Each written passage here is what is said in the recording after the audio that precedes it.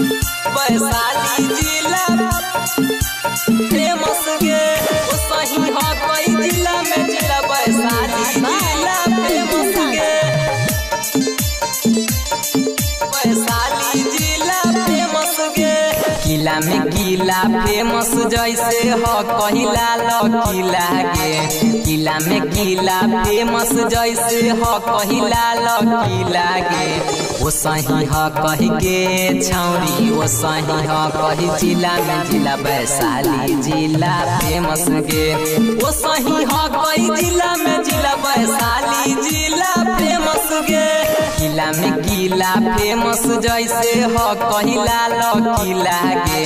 किला में किला फेमस जैसे हो कहिला लकीला गे ओ सही हो कही के छौरी ओ सही हो कही जिला में जिला वैशाली जिला फेमस गे ओ सही हो कही जिला में जिला वैशाली जिला फेमस गे वैशाली जिला फेमस गे फेमस गे वैशाली जिला फेमस गे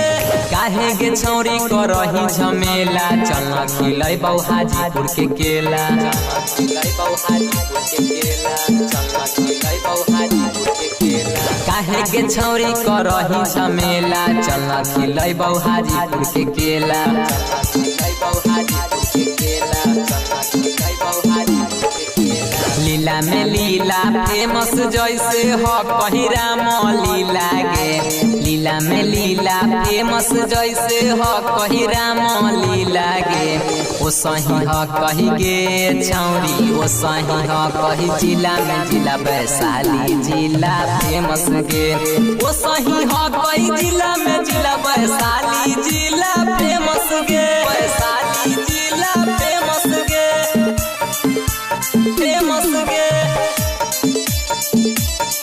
वैशाली जिला फेमस गे कहू हो तोरा समीर राज महुआ मेला धरै बौआ ज महुआ मेला धरै बौआ ज महुआ मेला धरै बौआ ज कहू हो तोरा समीर राज महुआ मेला धरै बौआ ज महुआ मेला धरै बौआ ज महुआ मेला धरै बौआ ज जैसे हो कही पीला पीला रंग फेमस पीला गे जैसे हो कही पीला पीला रंग फेमस पीला गे